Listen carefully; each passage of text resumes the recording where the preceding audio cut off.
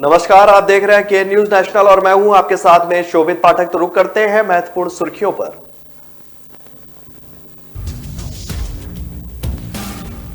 PM Narendra Modi ने 82वें अखिल भारतीय पीठासीन अधिकारियों के सम्मेलन के उद्घाटन सत्र को संबोधित किया। उत्तर प्रदेश के बुंदेलखंड वाले इलाके में गए छत्तीसगढ़ के मुख्यमंत्री भूपेश बघेल बुधवार को कांग्रेस की राष्ट्रीय महासचिव प्रियंका गांधी से मिलेंगे। बिहार पंचायत चुनाव के 7वें चरण की सीटों पर आज नतीजों का दिन है। विधानसभा चुनाव में अभी काफी देरी है, लेकिन चित्तौड़गढ़ में राजनीतिक सरगर्मी काफी तेज हो चुकी है। शिवपुरी में खाद की समस्या दिन ब दिन विकराल रूप धारण करती नजर आ रही है। हालात ये हो गए हैं कि खाद के लिए आंदोलन कर रहे किसान अब आपस में लड़ाई करने के लिए उतारू हैं।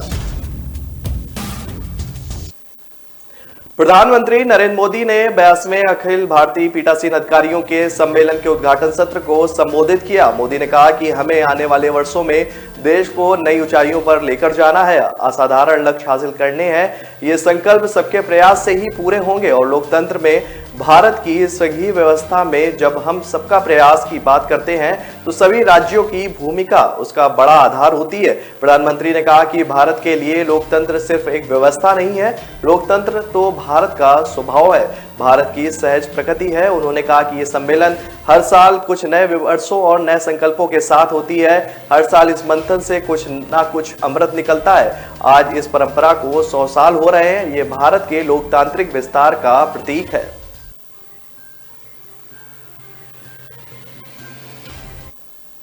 उत्तर प्रदेश के बुंदेलखंड वाले इलाके में गए छत्तीसगढ़ के मुख्यमंत्री भूपेश बघेल बुधवार को कांग्रेस की राष्ट्रीय महासचिव प्रियंका गांधी से मिलेंगे। दोनों नेताओं की यह मुलाकात चित्रकूट में होनी है। यहां रामघाट पर प्रियंका गांधी महिलाओं और लड़कियों से उनके मुद्दों पर बातचीत करेंगी। दोनों के कार्यक्रम में कामितगिरी पर्वत की परिक्रमा और स्थानीय मंदिर के दर्शन भी शामिल है। मुख्यमंत्री बघेल दोपहर 3 बजे बांदा से चित्रकूट के मध्य प्रदेश वाले हिस्से में पहुंचेंगे। प्रियंका गांधी प्रयाग से सड़क मार्ग होते हुए चित्रकूट के रामघाट पहुंचने वाली है। यहीं पर दोनों की मुलाकात की जाएगी। बिहार पंचायत चुनाव के 7वें चरण की सीटों पर आज नतीजों का दिन है। 7वें चरण में 15 नवंबर को 37 जिलों के 63 प्रखंडों में वोटिंग संपन्न हो चुकी है। मतगणना बुधवार सुबह 8 बजे शुरू होगी, जो गुरुवार को भी जारी रहेगी। 7वें चरण में कुल पदों की संख्या 27,730 है। इसमें ग्राम पंचायत सदस्य पद की संख्या 12,272 है। ग्राम पंचायत मुखिया के 904 पद हैं। पंचायत समिति सदस्य के 1,245, जिला परिषद सदस्य के 135 पद, ग्राम कचहरी सरपंच के 904 पद और ग्राम कचहरी पंच के 12,272 पदों का रिजल्ट आना है। राज्य निर्वाचन आयोग के मुताबिक यहां 1,08,061 उम्मीदवार मैदान में है। पुरुष उम्मीदवारों की संख्या 47,714 है और महिला उम्मीदवारों की संख्या 54,270 है। विधानसभा चुनाव में अभी काफी देरी है, लेकिन चित्तौड़गढ़ में राजनीतिक सरगर्मी काफी तेज हो चुकी है। 19 नवंबर को मुख्यमंत्री अशोक गहलोत ने एक दिवसीय दौरे पर चित्तौड़गढ़ आने वाले हैं। इससे पहले बुधवार को पूर्व पीसीसी चीफ पूर्व उप मुख्यमंत्री सचिन पायलट अपने एक दिवसीय दौरे पर चित्तौड़ आ रहे हैं। इतना ही नहीं, 25 नवंबर को पूर्व मुख्यमंत्री वसुंधरा राजे भी चित्तौड़गढ़ आने वाली हैं। अभी तक मुख्यमंत्री अशोक गहलोत का निश्चित कार्यक्रम सामने नहीं आया है, लेकिन सहकारिता मंत्री उदयलाल आंजना के क्षेत्र निम्बाहेड़ा के उंखलिया में प्रशासन गांव के संग अभियान का निरीक्षण करेंगे। इसको लेकर चित्तौड़गढ़ में तैयारियां भी शुरू हो चुकी हैं।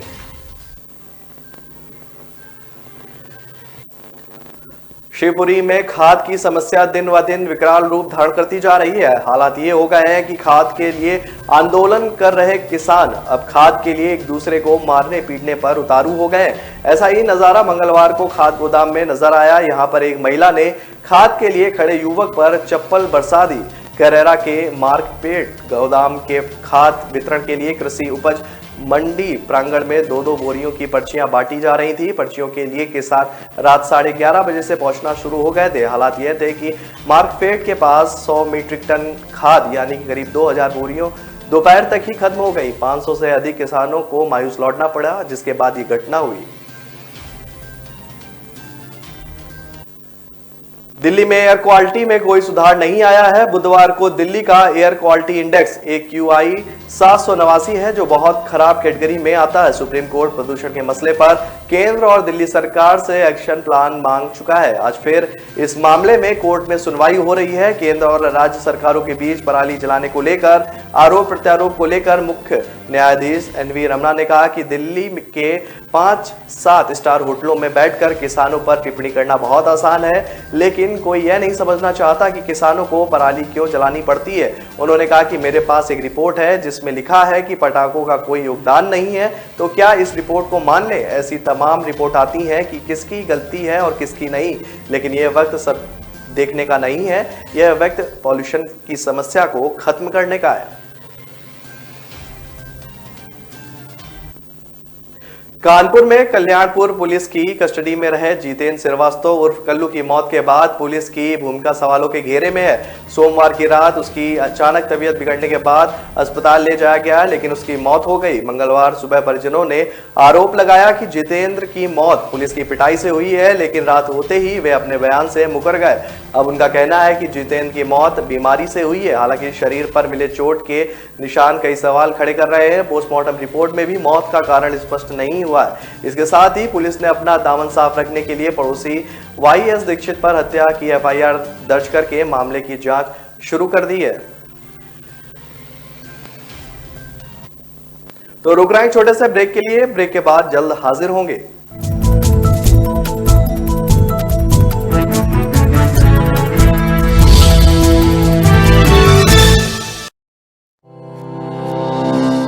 કોઈ બી બિઝનેસનો જે બેઝિક પ્રશ્ન હોય છે તે હોય છે માર્કેટિંગ. દરેકનો બિઝનેસ વધતા ઓછા પ્રમાણમાં ચાલતો તો હોય જ છે. તો મારા બિઝનેસમાં મને જે તકલીફ પડી રહી હતી એમાં એવું હતું કે ક્વોલિટી વર્ક હું લેવા જાઉં તો મારા બજેટની બહાર જતું રહેતું હતું. મારું નામ હર્ષ પટેલ છે. Way to fashion WTF Vastrapur ખાતે મારી રેડીમેડ ગાર્મેન્ટની શોપ છે, જે છેલ્લા 8 વર્ષથી હું ચલાવી રહ્યો છું. મારા મિત્ર થ્રુ મને એક એપ્લિકેશન વિશે જાણવા મળ્યું કે જેની અંદર આપણા રેગ્યુલર કસ્ટમર તો જે હોય એના સાથે તમે ટચમાં તો હો જ છો, પણ જે નવા કસ્ટમર આવે અથવા તો તમે જેમ કે ઇન્સ્ટાગ્રામ કે વોટ્સઅપ ઉપર જે ડિજિટલ માર્કેટિંગ કરતા હોય તેની સાથે સાથે હું માર્કેટિંગ કરી શકું છું. બ્રાન્ડ સ્પોર્ટ 365 સૌથી પહેલાં તો 7 દિવસનો જે ટ્રાયલ ફ્રી પેક હતો એ મેં યુઝ કર્યો. એનાથી મને સારી એવી મજા બી આવી અને એકદમ ઇઝી છે કે જેમાં મારે કોઈની જરૂર પણ નથી પડતી. હું મારી જાતે મારું માર્કેટિંગ કરી શકું છું. એ ફીચર્સ મને બહુ સારો લાગ્યો. ત્યારબાદ મને એવું લાગ્યું કે આપણે આના પેઇડ વર્ઝનમાં જવું જોઈએ, જે મેં લીધું પેઇડ વર્ઝન એનું. ત્યારબાદ એની અંદર એવી સિસ્ટમ છે કે તમે અનલિમિટેડ ફ્રેમ ડાઉનલોડ કરી શકો છો અને તમારો લોગો, એડ્રેસ અને કોન્ટેક્ટ નંબર લગાવી અને તમારા કસ્ટમરને એપ્રોચ કરી શકો છો, જેનાથી મારો કસ્ટમરનો ફ્લો પણ વધ્યો અને મને ઇઝી પણ લાગ્યો આ યુઝ. મારે જે માર્કેટિંગનો એમ હતો જેનું પરફેક્ટ સોલ્યુશન મને બ્રાન્ડ સ્પોર્ટ 365 એ આપ્યો. કોઈ ઝંઝટ નથી. લોગો અપલોડ, ઇમેજ ડાઉનલોડ અને શેર. બ્રાન્ડ સ્પોર્ટ 365 आसान है.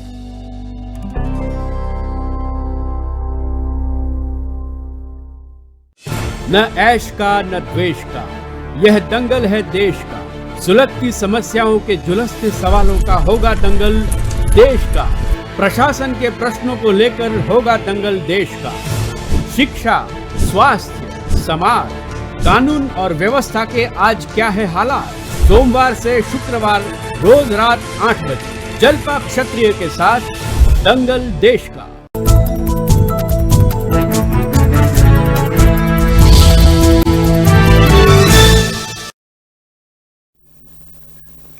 ब्रेक के बाद फिर स्वागत है आपका। रुक करते हैं आगे की खबरों पर।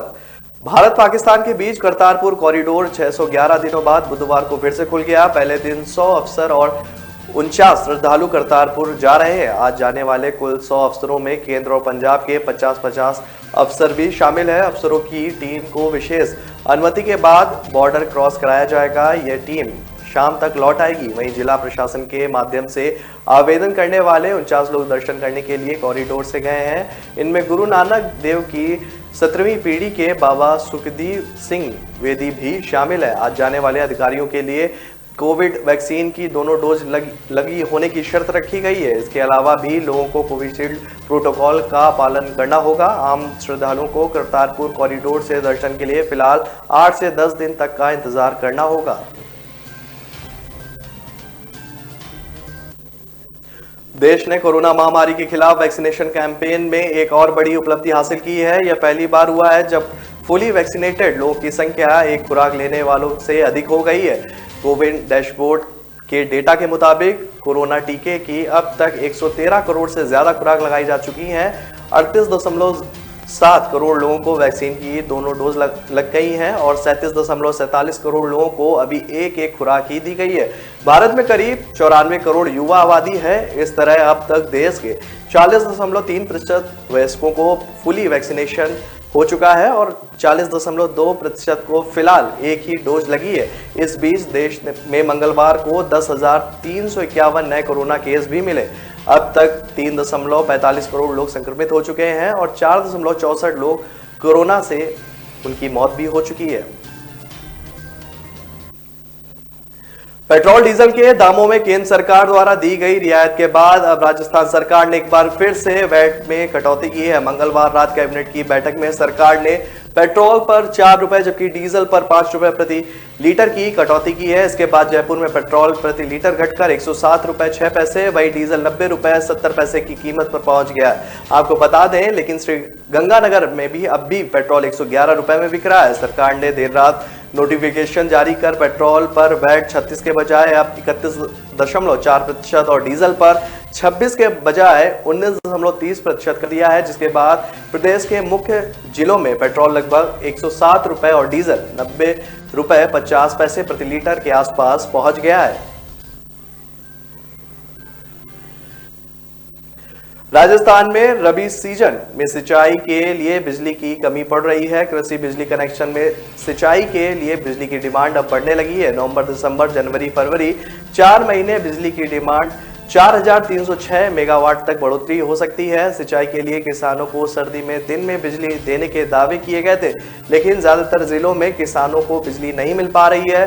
बिजली संकट के दौरे में पावर मैनेजमेंट करना बिजली विभाग के लिए काफी चुनौती भरा है, इसलिए किसानों और सरकार दोनों की चिंता और बढ़ गई है।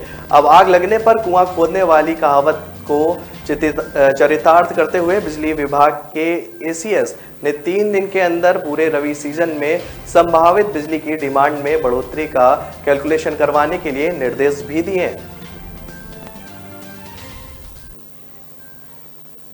प्रदेश के साथ रतलाम जिले में भी कोविड-19 वैक्सीनेशन महाअभियान की शुरुआत हो चुकी है। अभियान को सफल बनाने के लिए जिले के प्रशासनिक अमले के साथ सामाजिक संस्थाओं और संगठनों द्वारा भी वैक्सीनेशन के लिए लोगों से अपील की जा रही है। सड़कों पर चलित वैक्सीनेशन वैन के साथ ही शादी समारोह में पहुंचने वाले मेहमानों के लिए वैक्सीनेशन केंद्र बनाए गए हैं। जिले में आज कुल 60,000 वैक्सीन लगाई गई, जिसमें वैक्सीनेशन की दूसरी डोज पर विशेष फोकस किया जा रहा है। आज के अभियान के दौरान प्रशासन की टीम सड़कों, गलियों, कॉलोनियों और बाजारों में भ्रमण करके वैक्सीन की पूछताछ करेंगे और जिससे वैक्सीन नहीं लगवाई है उसे मौके पर ही वैक्सीनेट किया जाएगा। उत्तरी भारतीय के पहाड़ी क्षेत्रों में हो रही बर्फबारी ने मैदानों इलाकों में सर्दी बढ़ा दी है। इसका असर आज राजस्थान को भी देखने को मिलेगा, जिसके बाद वहां ठंड बढ़ सकती है। लोग सुबह जब घरों से निकले तो उन्हें तेज सर्दी का एहसास हुआ। प्रदेश में सबसे ठंडा फतेहपुर रहा। यहाँ का तापमान शिमला से ज्यादा रहा। शिमला का न्यूनतम तापमान 60 डिग्री दर्ज किया गया, जबकि सीकर जिले के फतेहपुर इलाके में तो बीती रात न्यूनतम तापमान 2.8 डिग्री सेल्सियस पर पहुंच गया, जो इस सर्दी के सीजन में अब तक का सबसे ठंडा इलाका रहा। वहीं आज उदयपुर संभाग के जिलों में सुबह हल्के बादल देखने को मिले। मौसम विभाग ने यहाँ आज और कल यानी 19 नवंबर को हल्की मध्यम दर्जे की बारिश होने की भी चेतावनी जारी की है।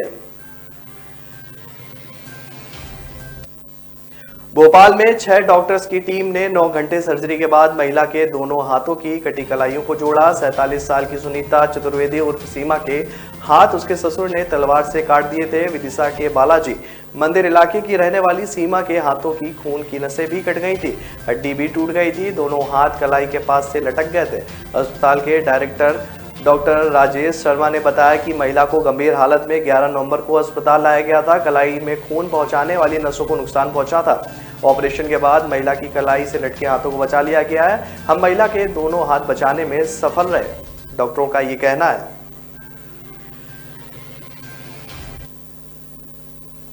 बिहार पंचायत चुनाव के 7वें चरण की सीटों पर आज नतीजों का दिन है। 7वें चरण में 15 नवंबर को 37 जिलों के 63 प्रखंडों में वोटिंग संपन्न हो चुकी है। मतगणना बुधवार सुबह 8 बजे शुरू होगी, जो गुरुवार को भी जारी रहेगी। 7वें चरण में कुल पदों की संख्या 27,730 है। इसमें ग्राम पंचायत सदस्य पद की संख्या 12,272 है। ग्राम पंचायत मुखिया के 904 पद है। पंचायत समिति सदस्य के 1,245, जिला परिषद सदस्य के 135 पद, ग्राम कचहरी सरपंच के 904 पद और ग्राम कचहरी पंच के 12,272 पदों का रिजल्ट आना है। राज्य निर्वाचन आयोग के मुताबिक यहां 1,08,061 उम्मीदवार मैदान में है। पुरुष उम्मीदवारों की संख्या 47,714 है, जबकि महिला उम्मीदवारों की संख्या 54,270 है। तो फिलहाल इस बुलेटिन में मेरे साथ इतना ही। आगे की खबरों के लिए बने रहिए के न्यूज नेशनल के साथ। नमस्कार।